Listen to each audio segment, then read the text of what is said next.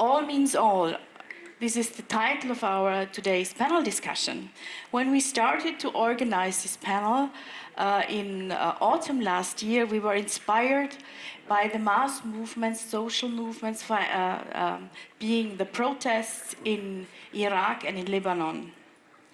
And we were very surprised that those movements were hardly covered by media here in Austria or in Europe. Quite to the difference to the ones in 2010-11 when the so-called Arab Spring started. VIDC had started by then in 2010-11 to observe the developments going on in the region.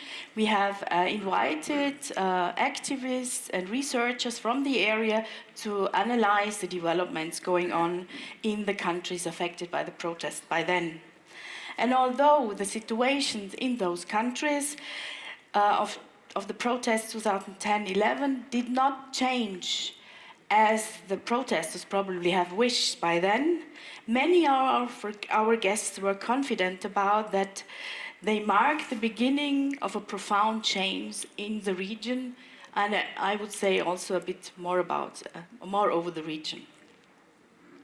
And I guess these social protests now in Lebanon and Iraq can be seen as a sort of continuum to the protests in 2010 and 11, because all those countries affected by the protests have in common a neoliberal economic policy and has corrupted elites and a patronage-based political structure, which has led in this country to an impoverishment of a broad section of the population. However, what might be different in Iraq and in Lebanon is that today's protests are challenging the political systems in the country. Both political systems there are structured on basis of the religious affiliation.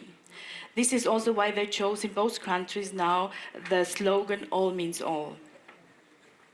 In Lebanon, this system, based on the religious structures, was already established after, to end, more or less, the civil war around 30 years ago, whereas in Iraq, the system only was established after the US-led invasion in 2003.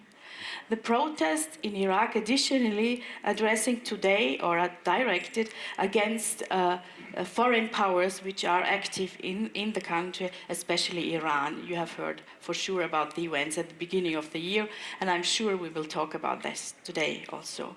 But before handing over to the panel, let me briefly introduce to you our chair of tonight, Helmut Krieger, for those who don't know him yet. Helmut is a social scientist and researcher and senior lecturer at the Department of Development Studies at University of Vienna and a consultant to VIDC since many years already.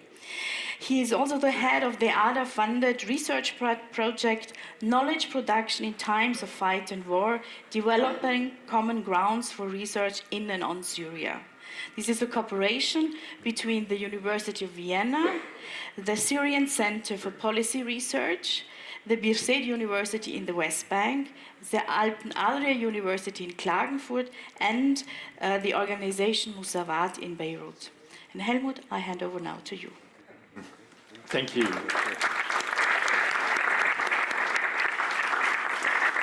Magda, thank you really very much. There has been a wonderful and fruitful cooperation for the last, let's say, 13 to 14 years.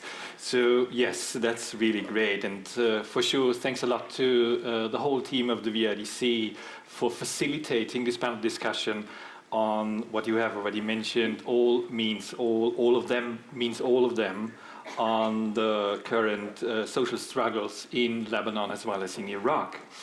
So it's my distinct pleasure to chair this discussion round, this round table on the different protest movements, uprisings, revolts in at least these both countries in the Arab world. And for sure, we are very, very pleased to welcome you all. And it's really a wonderful opportunity for us to listen to you, to hear about your analysis on the situation. And I think, yes, we will have a wonderful event. Thank you really much for joining. So first of all, let me briefly introduce our speakers. Janan Aljabiri is an Iraqi feminist and has been chair of the Kurdish and Middle Eastern Women's Organization in Britain since 2012. Currently, she represents the International Federation of Iraqi Refugees in Iraq itself. Janan holds a PhD in social and political sciences from the University of Bath, and as far as I can summarize, her work focuses on social policies and non-governmental organizations on the one hand in Iraq and the whole Arab region, on the other hand on the issue of so-called sectarian violence, on Shiite political parties as well as militias in today's Iraq, and on the perspectives and the historic legacies of the huge Iraqi labor movement. Moving on to Schluwa Sama is an Iraqi Kurdish writer and PhD student at the University of Exeter in the UK. Her writings and research focus on the political economy of Iraq and Kurdistan, and for sure also on everyday rural life in the country. She has extensively written on neoliberalism in Iraq, as Magda already mentioned, and on the different issues on Iraqi Kurdistan, among each other, the independence referendum, and so on and so forth. And recently she co-wrote a piece on self-organization of the current uprising entitled A Country in the Making, Report from Baghdad's occupied Tahrir Square. And last but not least, Lara Bitar is founding editor of The Public Source, a Beirut-based independent media organization specializing in investigative journalism. Furthermore, she is a researcher, a news producer, and writer who works in Beirut in Lebanon. Her media practice is founded on a deep sense of place, which centers on marginalized communities in the country and connects their struggles to broader frameworks. And last but not least, her current research interests include archives of as resistance and the role of protest memories, also from a feminist, a radical feminist perspective. Yeah, just to sum up a few words, and Magda, as Magda already mentioned, one of the main slogans in Beirut, which you could hear in Beirut over the last month or so, was "all of them means all of them." That means a slogan that was directed and is directed against the different political elites in Lebanon, is an expression of the socioeconomic as well as political and social situation in the country, and I think was one of the main framework for the different protesters, hundreds of thousands all over Lebanon, from the north to Beirut to the south. At the same time, in October last year, a new protest movement have spread from from Baghdad to the different cities, predominantly in the south of Iraq, and also demanding more and inclusive social, political, as well as economic rights of the people, directed against the political elite that seems to be enforcing a kind of neoliberal policy on the country after the US invasion in 2003, and seems to be corrupted, a patronage-based political system, as well as a kind of confessional denomination of the political system in Iraq as well. So here you can see already some kind of similarities, although for sure there are a lot of differences between the two countries, and we might be able also to talk about similarities and the way how to reconnect the different struggles in both countries. So the main questions we have and we are following tonight is what are the main demands, what are the main purposes of the protest movements in Lebanon as well as in Iraq? What is the social composition of these protest movement? Is it a class-based movement? Is it a cross-sectarian, if I can use this term, a cross-sectarian movement? Is it a movement that is directed and antagonistic to the current political elites in these countries? And for sure, we will also include the different geopolitical tensions. And I think we all know about the geopolitical tensions in the region. On the one hand, the repercussions of the war in Syria, on Lebanon, on Jordan, on Iraq, on other parts of the country.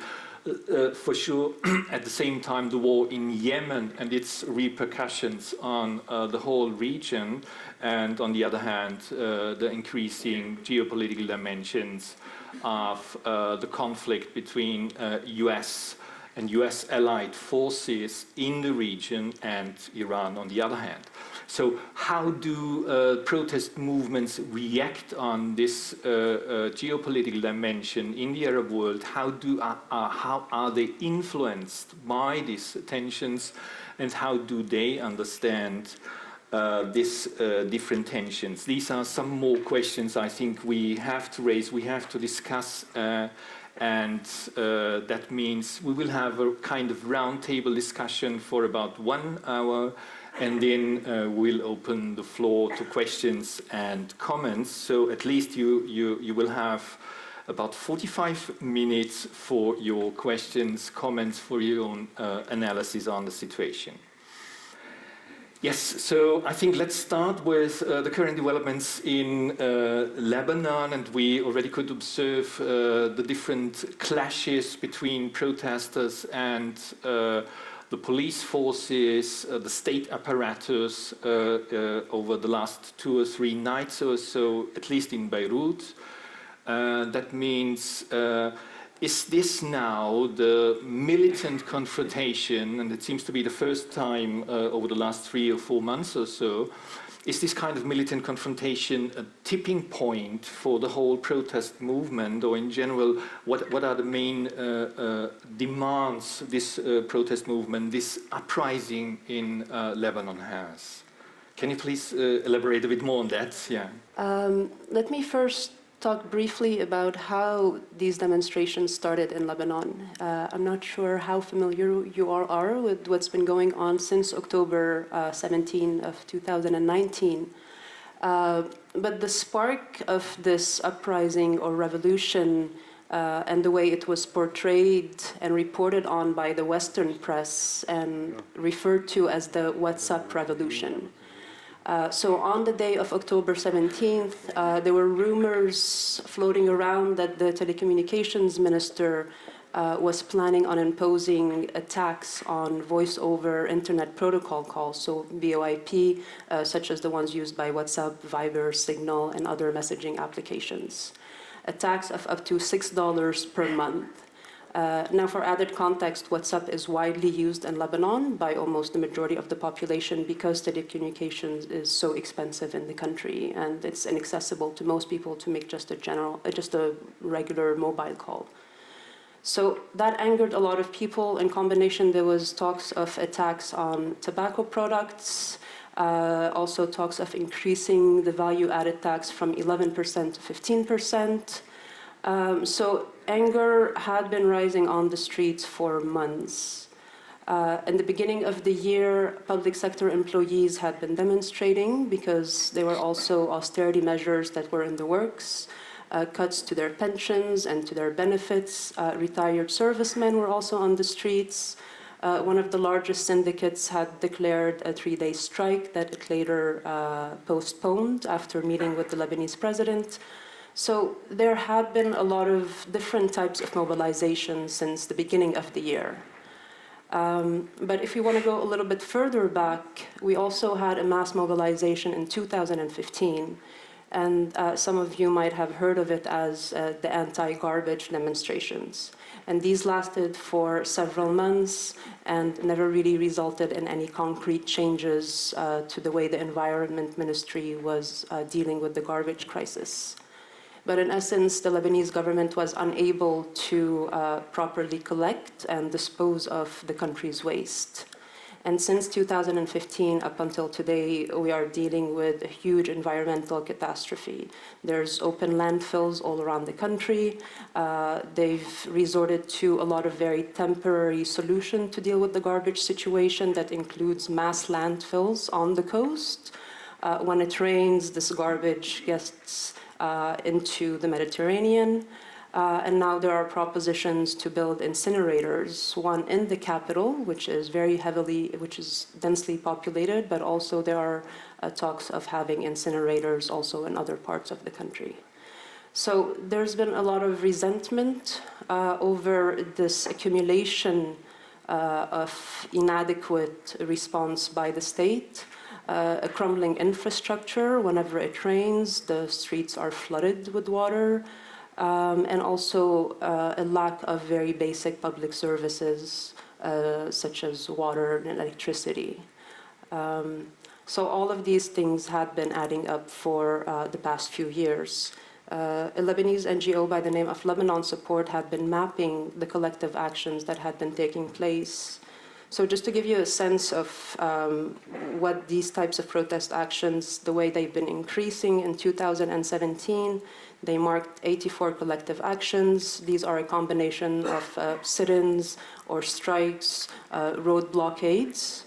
So in 2017, we had 84. In 2018, 188 collective actions. In 2019, from the beginning of the year up until October 17th, we had 200. And then from October 17th up until today, we've had hundreds of collective actions. So this is more or less the context that this revolution or uprising comes into. And in addition, just a few days before October 17, there were forest fires that were also almost nationwide that the Lebanese state was unable to properly deal with. And these fires were raging for several days. And the reason the state was unable to respond to these fires properly that decimated many homes and natural reserves is because they had not been maintaining the helicopters that they had bought a few years prior. So we have the 2015 mobilization. There was also a very big mobilization at the beginning of the so-called Arab Spring in 2011. That mobilization was calling for the downfall of the sectarian regime that had been in place since the end of the Civil War, so in the early 90s. And also a combination of a crackdown on the informal economy, on street vendors, a crackdown on Palestinian labor, a crackdown on Syrian refugee labor. So while at the same time this financial situation was continuing to deteriorate. So at a certain point, people were just so incredibly fed up, they just took to the streets in the thousands, engaging in these types of actions, but also holding in the first week or so, or almost 2 week, a general strike. Through the use of road blockades, they had paralyzed the entire country for several days in a row. And that's pretty much the context of what happened. Yeah, that's and the last, but to answer your question more specifically about the change of the types of actions, so to summarize, this uprising was ignited by the working class, was ignited by the same people who are now back on the street in the past few days. So the working class, and that's when we first saw these types of militant actions, very direct confrontations with the state and its agents, its security forces. But after the first 3 days, then the middle class, civil society organizations, NGOs started moving, and then they started shifting away from these militant actions that we saw in the first 3 days. And for the past almost 3 months, We've had a lot of public conversations and discussions, and the public spaces were open for these types of engagements that usually the Lebanese people don't have an opportunity to engage in because we don't have public spaces in Lebanon. But in particular in downtown Beirut, these spaces were reoccupied. People were able to use them in whatever way they see fit. Street vendors had the freedom to come and sell. A lot of the poor and the working class were using the recapturing of these public spaces to their advantage. And also middle class and liberal protesters were using them to try to imagine what kind of a society and what kind of political system we would like to live in.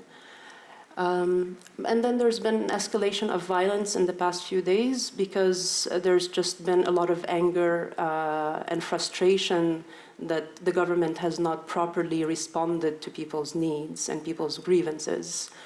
There's been a huge impeding financial collapse. And right now, demonstrators and the population as a whole has felt that the government has been very inadequate in its response. There's been a lot of informal capital controls imposed by the banks illegally on small depositors in the country. So small depositors have been unable to withdraw more than $200 a week. People have been unable to secure and buy very basic goods that they need, pay rent, pay for their children's tuition. So in the past 3 months, as the economic situation continues to deteriorate, in parallel, the state has been almost non-responsive to their needs. The prime minister, now caretaker prime minister, resigned on the 13th day of the demonstration.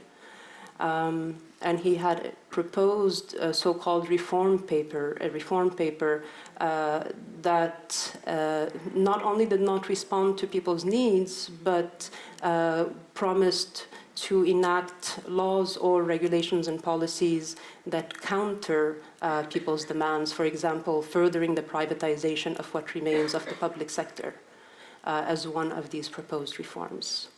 So that's why after a lot of threats of escalating the demonstration and returning to these more militant tactics and not receiving any kind of positive response from the caretaker government, people went back to the street again, started smashing the glass fronts of banks, started attacking the central bank, and just unleashed a wave of anger on the streets for the past 3-4 days. Mm-hmm. So when bringing in the issue of the protest movement in Iraq, there seems to be quite similar general conditions people are confronted with: worsening economic situation, no future perspectives on job, especially for youth, for highly qualified workforce, and so on and so forth. Can you summarize a bit in order to be able then to compare the different protest movements? Can you summarize the main demands as well as the main dynamics of the current uprising in Iraq? First of all, thank you very much for having us. It's a great opportunity. It's my first time in Vienna. So I'm pleased to be here, and I'm grateful for all this audience. It's really huge. Thank you very much for coming. The big issue in Iraq is unemployment. Since Iraq, after the war, 2003, Iraq adopted neoliberal policies. And this neoliberal policy means that the reduction of the state role and to provide jobs, the thing that we had before, and bad regime. We had like kind of central employment. All graduated people, once they finish their universities, straight away they are, centrally employed by the state. After 2003, the government adopted a new liberal policy, so the employment for graduates stopped. And they said we have to widen the private sector. And this is, of course, in agreement with US and international organizations such as World Bank and International Monetary Fund. So to widen the private sector, and in fact, we have only in Iraq the oil sector, and the oil sector employs only 1% of the labor force. And the labor force in Iraq is 11 million. So if the oil sector, the most important sector, employs only 1%, which it means, and with a weak private sector, which it means there are like millions of people are out of market. The public sector employs only 4 million, and we have precarious workers, and the rest of it are unemployed. Iraq, every year, we have 600,000 graduated people, young people, female and males. Now, by 2023, we will have every year 1 million, and these hundreds of thousands or millions, they can't find jobs in the public sector, and there is no active private sector. So the result was like the unemployment is so wide. And so in 2011, that when we started first protests, huge protests all over Iraq. Of course, it was influenced by Arab Spring. At that time, people and the demonstrators demanded the reform of the regime. Because in 2019, it was changed the regime. That's how it's changed from 2011 to 2019. And the thing is, Iraq is not a poor country. It's a rich one of the richest countries in the world. And we know there's a lot of wealth, but the wealth distribution, it's based on the elite control the financial resources. And the elite have this power sharing agreement between Shia, Sunni, and Kurds. And between the Shia, there are other subgroups. So what they do, they control the income from the oil, and they divide it between the ministries. So the formation of the government is consisted of political parties, and every political party has their own ministry. For example, X party have X ministry, another party have another ministry. So when they distribute the budget according to ministries, because of the huge corruption we have, the fund from the budget, it ends up to the pockets of political parties. And it didn't go down to the services. It doesn't go, for example, to the health, not to education, not to investment for, say, industry or agriculture or anything. And these parties, because all of them, we back to all means all of them are corrupt, so no one brought to justice, and no one can, bring the other to court or to ask them. All of them are participating in this corruption. So we end up, we have billions every year comes as income from the oil, and then we have majority of people with no income, apart from the 4 million who are state employed. The rest of it is either, as I said, precarious worker or unemployed. So we have no jobs, and even if there are jobs, what the political parties do, they give these jobs to their supporters. We have such a strong clientelism culture in Iraq. So if they want to employ, they employ only their members, their supporters, in return for political loyalty, to secure votes in the elections. People with no political affiliations to these parties in the state, they end up with nothing. So the result, there is no jobs on one side, and there is no services on the other side. For example, we have electricity ministry. From the budget, they allocated billions of dollars to prepare the electricity net in Iraq. But these billions disappeared. No one knows where it has gone. The minister years ago signed with fake companies. Companies did not even exist. And the billions disappeared, and the minister disappeared as well, with no and people have to buy electricity from private companies. So the unemployed they don't have jobs, at the same time they have to buy the services, they have to buy electricity. So they are like, they don't have money, but they have to pay for electricity, and they have to pay for water, and I mean, the health system, again, is horrible. The money ends up in the pocket of not only the minister, the militias connected to the Minister of Health. We end up with no health system. If you go to public hospitals, you can't see anything, no medicines, nothing. So people are forced to go to buy health services from the private sector. And because they are poor, they can't afford it. So it's really struggling. And this feeling that we have money, but we are poor. So this is the main cause. It started straight away after 2003. But the big mobilization was in 2011. And then continues 2015. 2015 started from Basra city. The degree was 50 in the summer, and we don't have electricity. In 2018, we have another large mobilization, and it started again from Basra city, and it was started by the unemployed young people.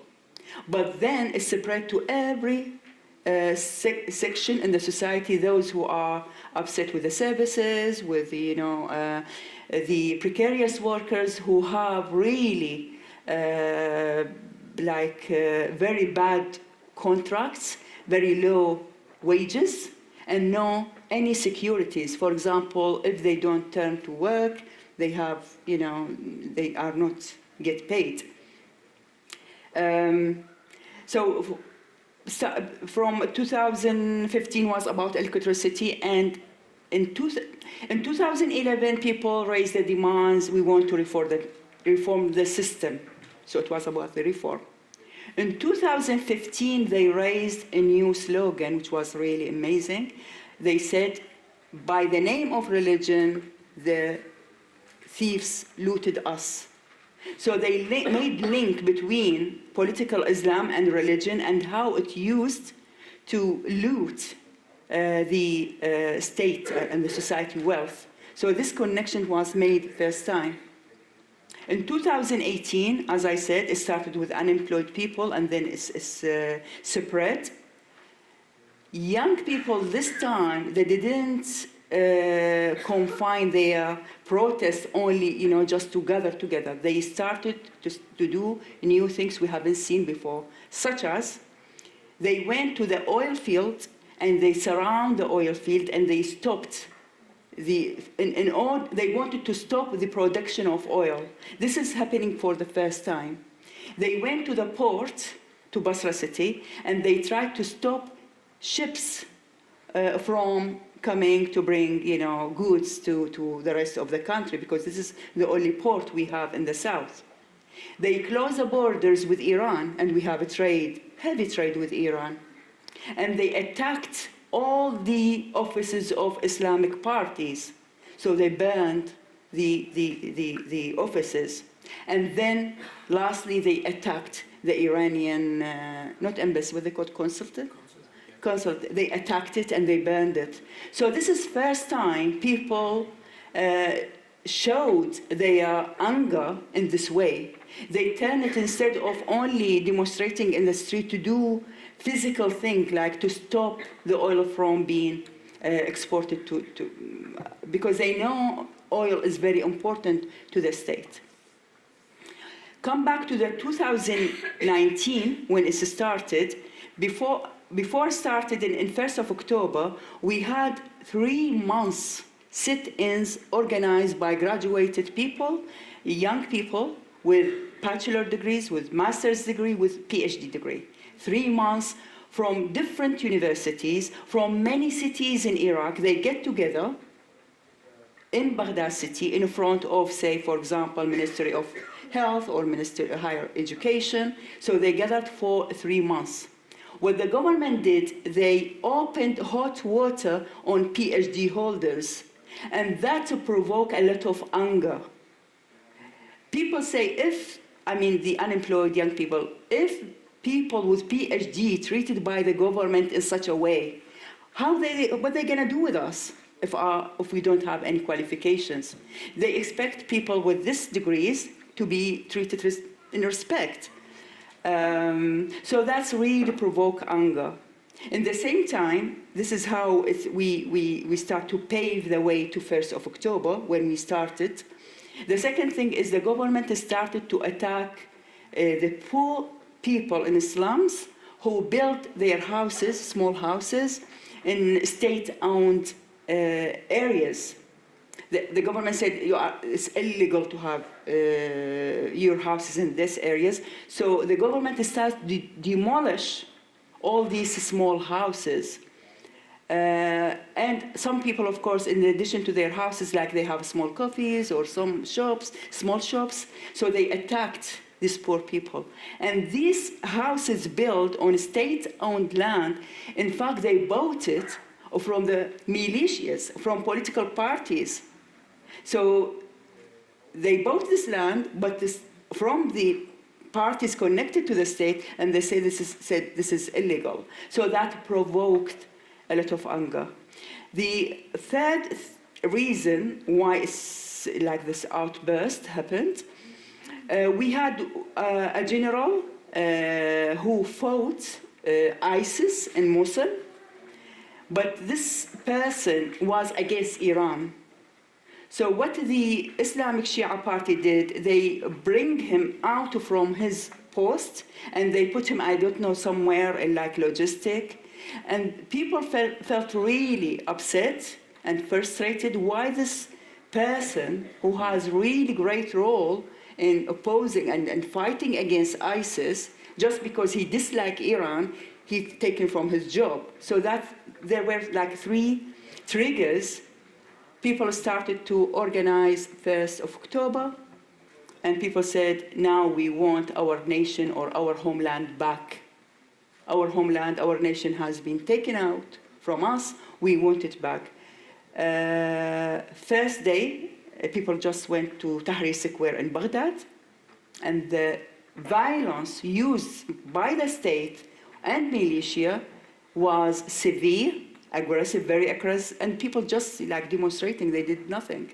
So the violence used by the militias and government forces, in fact, brought more and more people from their houses to the streets. So we have like 1 million people out in the street. They started to set fires in tires, and they cut different suburbs from connecting with each other.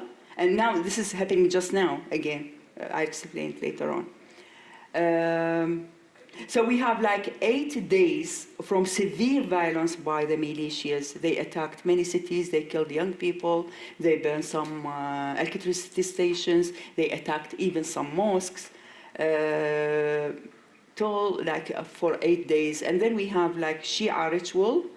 It was ended in 20th of October. So people decided on 25th to start again. And from 25th of October, the huge uprising started from Baghdad and to other cities. And the government and the militias, government and militia is one thing, because the government itself is consisted of political parties, and every political party has its own militia. We have 63 militias in Iraq, and these militias are supported by Iran. Most of them, they take their orders from Iran, not from Iraqi government. Although they are in the government, but their instructions come from Iran. So it's still ongoing.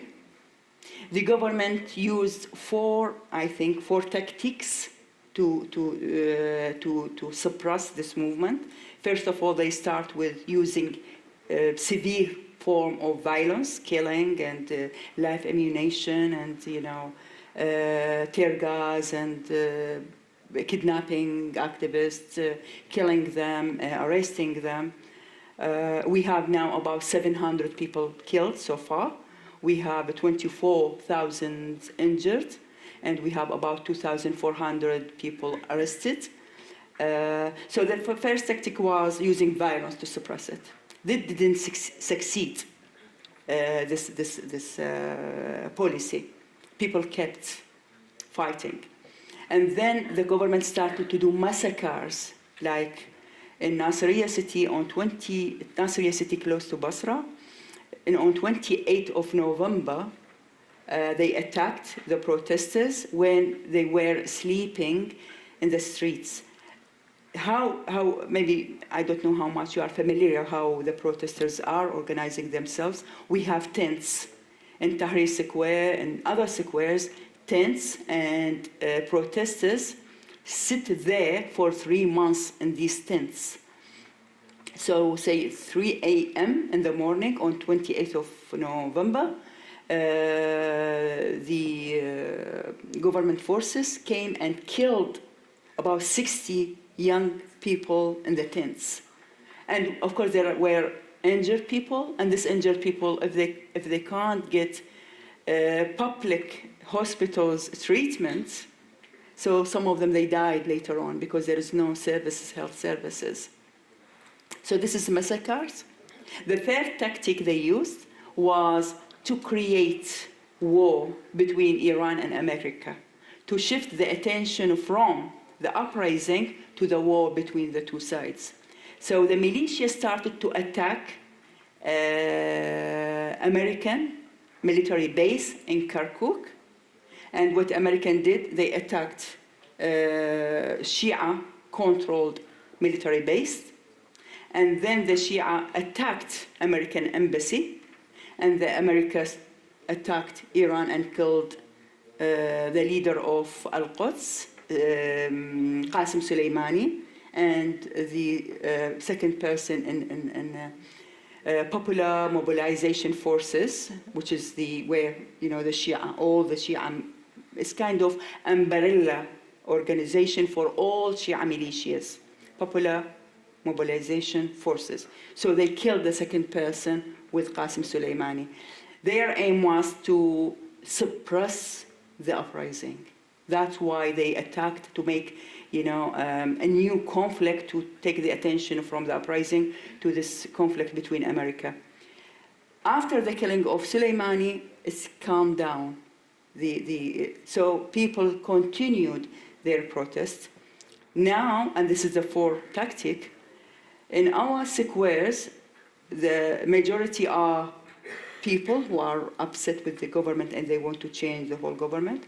But beside them, Al-Sadr, who is like Hezbollah in Lebanon, he is in power, but in the same time, he pretends he is with the people. Yeah? So they have their tents side to side with the protesters. Yeah? So what Al-Sadr, 2 days ago, he gave announcement to his supporters, to his tents in Tahrir Square, to leave it, to move somewhere else. And he said, we have to organize 1 million man march against America. So they wanted to get their people out, supporters out from the square to somewhere else for this, what they called 1 million march man. And their slogan is to get America out. But their supporters in Tahrir Square, for example, they are poor people who are upset with the government and they want change in the government. So this, again, a new thing to shift the attention from the main demands people raised along last 3 months and a half to stand against America. So the issue became now America. And we have this experience with Al-Sadr before, in 2015. 2015, people wanted electricity, jobs, and services. But then when Al-Sadr came, he said, we want to change the higher commission for elections. So he changed the subject. So now, till now, the confrontation ongoing. People gave the government 1 week deadline. If the government do not appoint a new prime minister, a new government, and dissolve the parliament, and bring all the criminals to justice, they will take action. And this action is, and it's going on just now, is to cut all the connections between the cities. So they started from last night to burn, to set tires in fire, to disconnect the cities. So we have now, like the Baghdad city, for example, now is like, it's not connected, it stopped the movement and the cars and on the highways, on international ways, it stopped, they are waiting. And the president said today, and within 24 hours, we will say who is the next prime minister, and we will see how it goes. Thanks really much, very much for this kind of explanations of also the geopolitical dimension of the protest movement in Iraq. But maybe before we continue discussing this issue, we should go back to the issue of specific conditions being confronted with in a country and so on and so forth. And I think this is one of the very, at the end, very complex questions different social movements are confronted with, not just in the Arab world, but also worldwide, in different regions in the world, ranging from Chile to Southeast Asia. So let's bring in the perspective you have on the issue. How do people organize themselves under such conditions?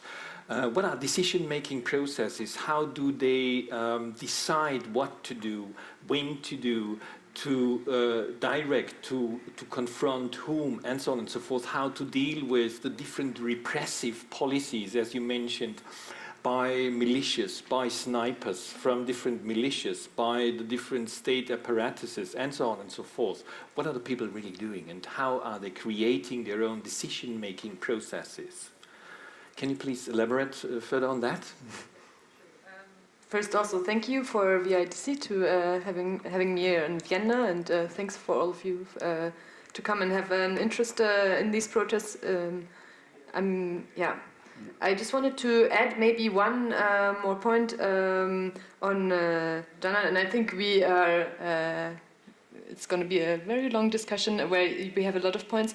I think sometimes in Europe, when we talk a lot about this kind of clientelist systems in the region, and also clientelist systems in Iraq, it sometimes seems as if like, oh, this is how they are, and this is how they are functioning, and they are just giving it to their own tribe, so they're just, it's always based on families and authoritarian regimes. And I think it's very important to also point out that from an economic perspective, that, for example, in Iraq, the post-2003 system that was put in place was a system that very much was part of a global market interested in Iraq's oil. And being interested in Iraq's oil, it's the whole system that the US imposed is a system of clientelism, which it's not only the political elite in Iraq, it's they are connected to global players, multinational corporations. They are connected to US and British interests, and it's just very important to point out that this is the type of capitalism that they want in the region. It's not something that is inherent in any sort of structure that people, these Arabs, they're all like giving it to their tribe or something. This is like, sometimes you come up with these kind of really silly stereotypes, and it's like, no, it's something that was put in place and institutionalized in Iraq, let's say, after 2003, and also we can talk about the time of the Ba'ath, how Saddam used this kind of tactic to stay in power. So it's part of the global world economy and part of keeping Iraq in this way to take profit from this country. So to that, and then going to self-organization, I think what is important to know is also that what people are talking about is saying no to all the political parties of Iraq. Like, none of the political parties before that that had tried to mobilize, and some of them also mobilizing around legitimate demands,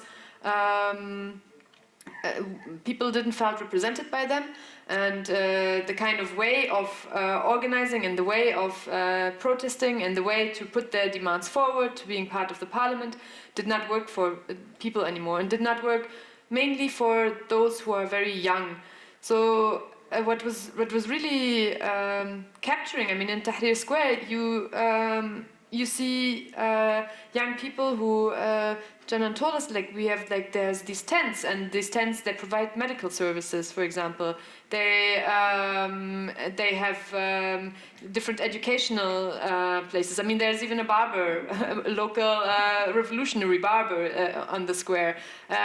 People are trying to care for their own security. You enter the place and you have women checking you, and they have different shifts with each other. So this kind of self-organization is not only taking part in ways that there are different committees meeting each other, different conversations that are taking place in the square. Because at times when people ask, okay, so what do they want now?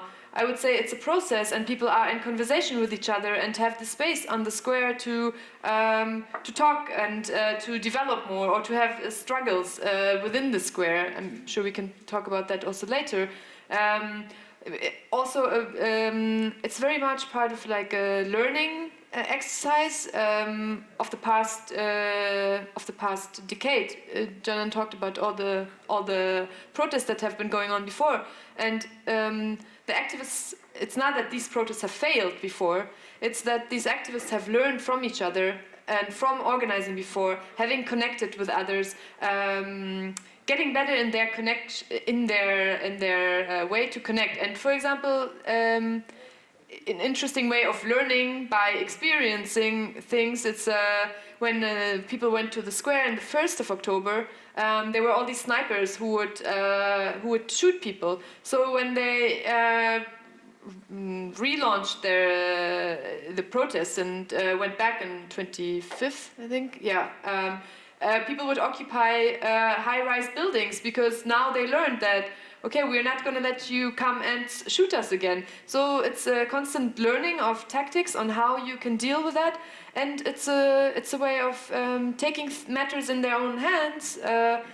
For example, in this very symbolic Mat'am al-Turki, this so-called Turkish restaurant, when you go in there, people have put up electricity, people have put up the internet, people are cleaning that space, people are engaging in activities, very creative activities. I'm sure maybe some of you have seen all this, all the way that people are very creatively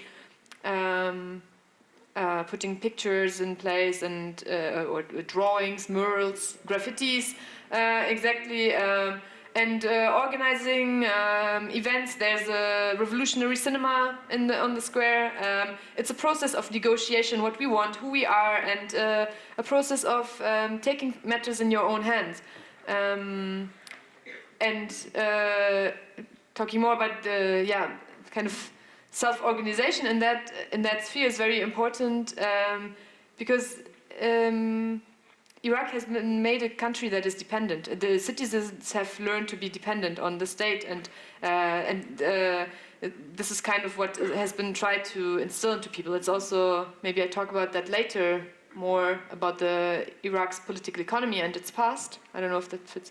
Okay, I mean, it's something like when you are on the square and people are talking about we are taking back our country, and we are building it, and we need a homeland, is what they do when they are very active themselves. And it's a kind of also new form of getting together, and let's say also different social classes. I mean, you've also already mentioned that you have, like, from very poor, the tuk-tuk drivers maybe are familiar with all of you, a poor segment of the Iraqi society. They're driving these small vehicles to make a living, because there are no other employment opportunities. So these people are on that square, and they're like, I talked to one of the drivers, and he was saying, like, it's the first time that others are also treating me with dignity and respect now, because they're seeing we are part of that revolution, and it's the first time that we are caring for each other. It's a new kind of feeling of being Iraqi. We are all caring for each other, and there are these students who are coming and supporting us, and they're looking up towards us, and we and all the middle class that said already that people are in conversation with each other, and it's for the first time. I mean, some said we always wanted to go to Europe, but now we are creating actually our own whatever Europe, because Europe is kind of the imagination of the great life that you would have, and we don't want to go anymore. Like, we are building what we want, and I think sometimes this goes missing, because it's like, okay, what are the demands? But these demands, people are trying to already live them on that square. I mean, the participation of women is maybe also very important on the square to show how they are organizing, and how women are really participating in large numbers, feeling safe, participating in all kinds of levels, be it on the security, but also be it on the front lines. I mean, there were women on the front lines on the bridges taking the tear gas in. So really, it's a change, and people are themselves kind of shocked how they changed themselves and how it changed the whole identity of being Iraqi. And if I may go into a little bit of the political economy of the country, and why it's so important that they are calling for a homeland, and why it's so important that they are very actively participating in it. It's because you had the last decades. I mean, life has been taken out of people's hands, and calling for a homeland is basically calling for the ownership, a call to the ownership over your life again. People are saying, we are owning our lives, we are owning our streets, it's our right to have basic services and to have any kind of power of decision making. So people, for example, have this demand that they're having their local products, Iraqi products, that they are trying to promote, and saying, we don't want any of these foreign products anymore. And if you look into that, I mean, since 1980, Saddam Hussein, the ex-dictator, ex-dictator of Iraq, he already started a campaign in the 80s of food imports. This in the 90s, you have the UN sanctions in Iraq. You have massive food imports coming, and basically no sovereignty to the Iraqi state anymore. You have again what happened is, like, oil becomes the main focus of the world, and they're calling it later the Oil for Food program, where basically they are buying Iraq's oil, and then the international community, which is largely the UN, where the US is the main decision maker, decides to buy products from other countries and flood the market. So you have farmers who tell me, look, I mean, we have been doing our rice and everything for years, and the quality of Iraqi rice is a different kind of quality from north to south. And then there comes the UN and puts a sack of rice there. So you're made dependent. This is what the system was about. This is the 90s. I mean, this also called the invisible war by some, where you have at least 1 million people died during that time. I mean, it's important to know that this is also a type of war making. And then, of course, after 2003, the US invasion is even more about privatization of other sectors, and really a focus on oil. And not oil for the wealth of the Iraqi people, but oil for the global market, which means that you privatize agriculture, for example, even more. I always focus on agriculture because that has been historically one of the large sectors of Iraq. Iraq is is historically an important an agricultural country. And you have the most obvious example is when the US makes this order, and Monsanto, a massive it's a seed company kind of, comes in, and the farmers and the peasants of Iraq are not allowed anymore to circulate their seeds, which they have been doing for the past 10,000 years.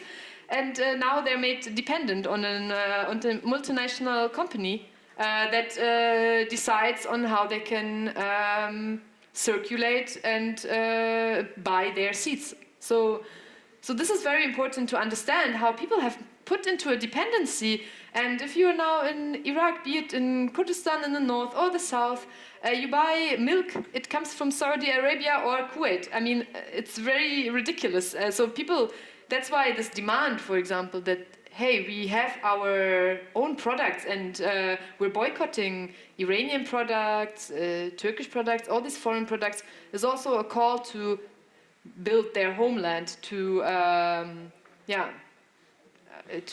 show and be actively engaged in building it.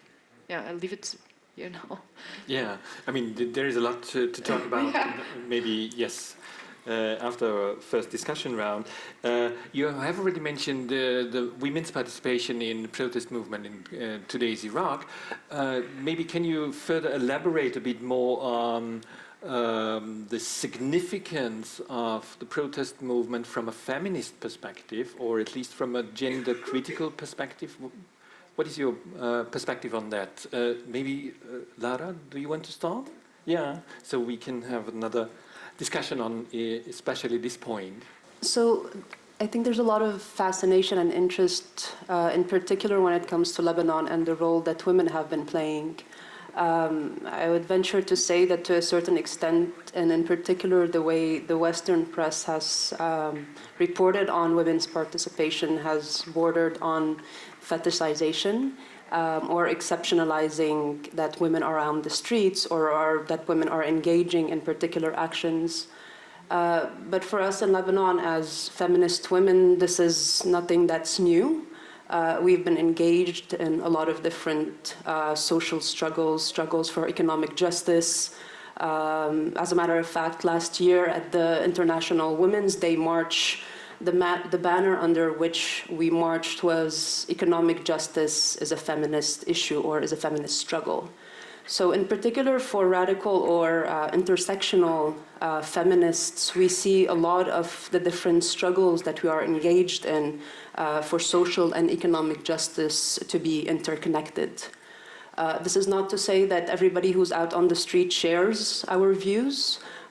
There's a lot of different segments of the demonstrators who would like to kind of discipline or control the narrative or the types of demands that are being vocalized, saying that there are certain priorities right now that we should be focusing on, getting basic goods. We should be focusing on just changing the government, and then we can talk about issues related to, let's say, child marriage or so-called honor killings, or the right to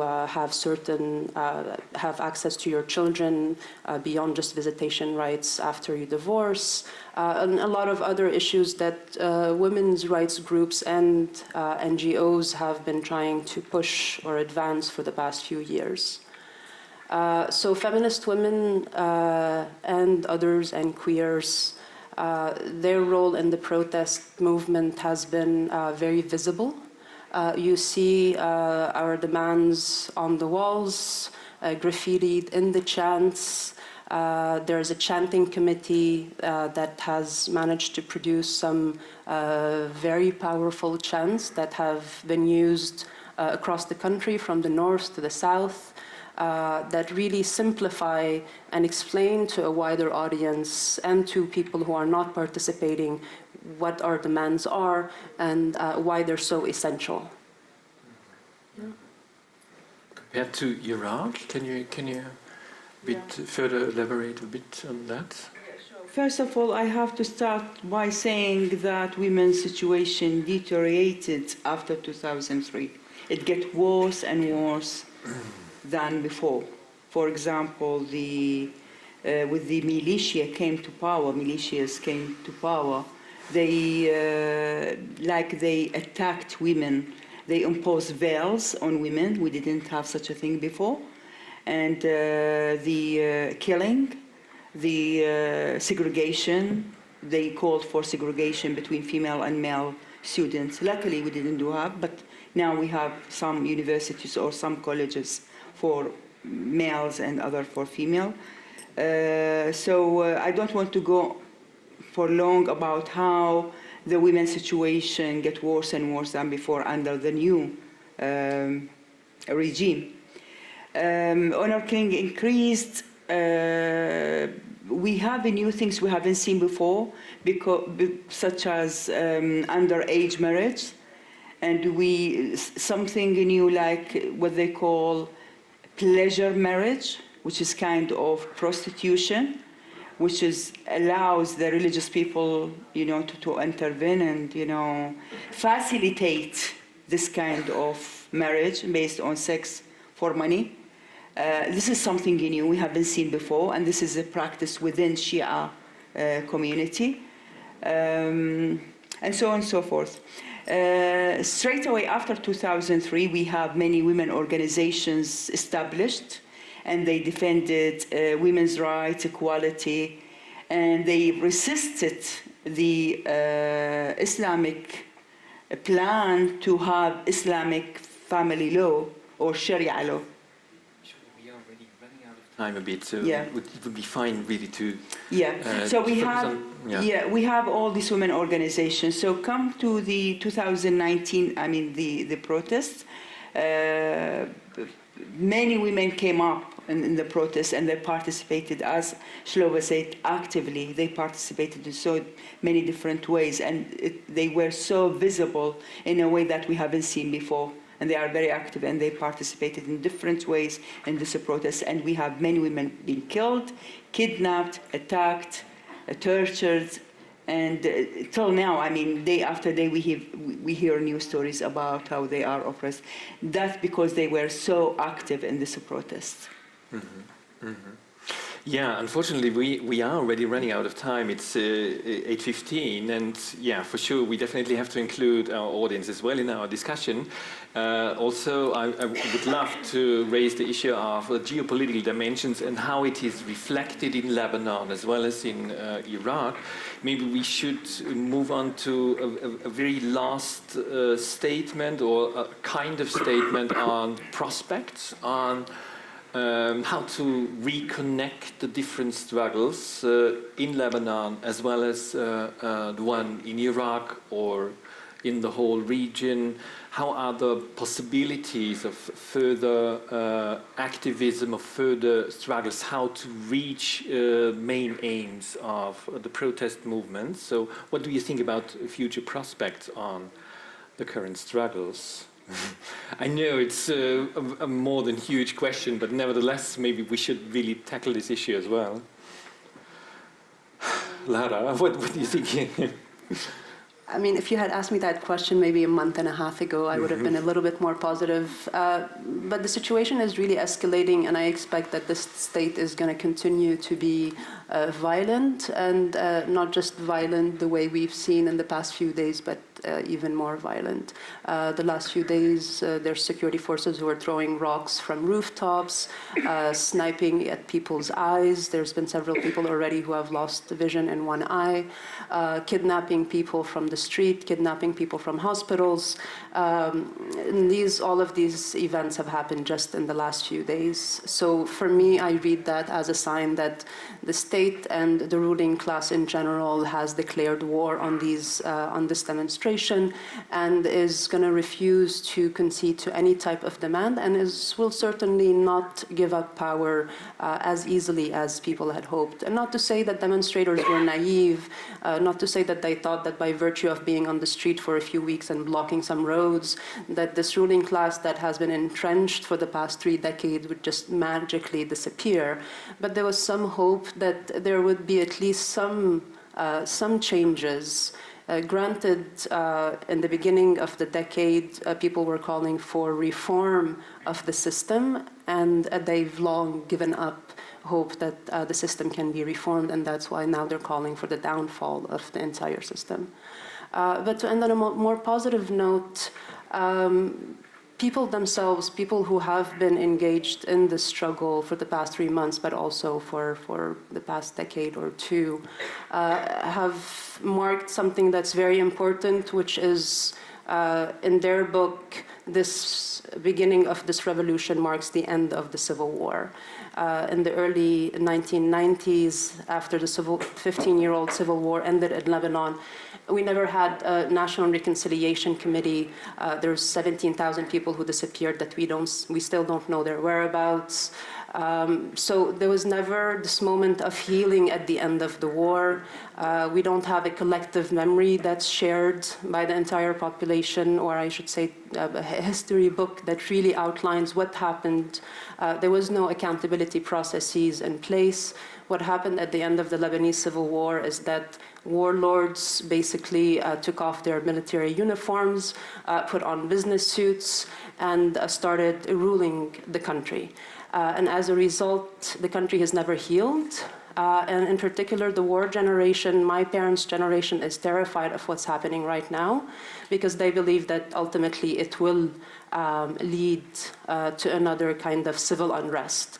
And I have fights with my mom on a daily basis because she's not very happy with what's going on because there's a lot of fear and a lot of trauma. And the younger generation, because they haven't experienced the war, don't have these same hesitations and don't have the same kind of fear and are determined, to fight for their dignity. They're determined to fight for a dignified and meaningful life in their own country. So I think that's an important development. People are also starting increasingly to shed these sectarian affiliations, identification on the basis of religious identity. I think one of the questions you wanted to ask is about the demographics of demonstrators. So it's across the board. We can't say that's only Shias on the street or Sunnis or Maronites or any kind of other religious affiliation. The only common denominator between all of those people is a belief that this is ultimately a class struggle. This is not a struggle. So I think these are two very big positive developments. And everybody on the street understands that this is a struggle that's going to last for many, many years. And there is a commitment to continue to see it to its end. Maybe saying something about the prospects, I would say that what you can hear a lot is that it's like we have lost so many people. We will stay here. It's something that makes people not want to give up. Also because there's just no other alternative. Like, what are you going back to? There's nothing to go back to, and you have lost your friends and everything. So it's there. I think there's fear, and it comes up and rises and goes, and with hope, it's like on a daily basis. It's a process. There are days where things are not going well, and then again they're going. There's more hope, but from my perspective and my observations, I would say that people are not going back, and they will stay unless there's some sort of change. So. I would look at it positively, even though there has been a huge loss of life, and people are getting also tired. But there's no lose of hope. People are still on the streets, and I would also add a bit maybe on this perspective of sectarianism. Why also I think it is very hopeful. The whole corrupt and sectarian system has been going on for some time now, and there's the huge support of all segments of Iraqi society. It's not only that. You have the protests more in the south of Iraq and in Baghdad, but at the same time, there are delegations coming also from the Kurdistan region, visiting Tahrir Square, trying to go back again to spread the word. There's a huge sympathy for that amongst parts of the Kurdish population. I wouldn't say all, but there's, for example, Yazidis who have made donations, who have come to the square to make financial contributions. You see that really it's something that in Mosul people, because it was difficult for them, and it is difficult for them to protest for many different reasons. I will not go into it now. If you want to know, ask in the question round. But they have tried to show their support as well to to the protest movement, because they are seeing that there's a new identity in the making that is not based on any sectarian kind of ways, but it's about creating something that is common to all people who are living in Iraq. That's how I would describe it. Yeah. I think unless the economic problem sort out, unless there is an answer to this question, how you're gonna respond to people's needs, how you're gonna secure the living means, I think that's the main question. If there is no answer to this question from any government, I think people are gonna continue. Because this is a big issue. If people can't find jobs, and the government doesn't offer them social insurance or social unemployment benefits, people are gonna revolt again. This is a big question. So that's why it continues from 2011, now 2019, and crossing to 2020.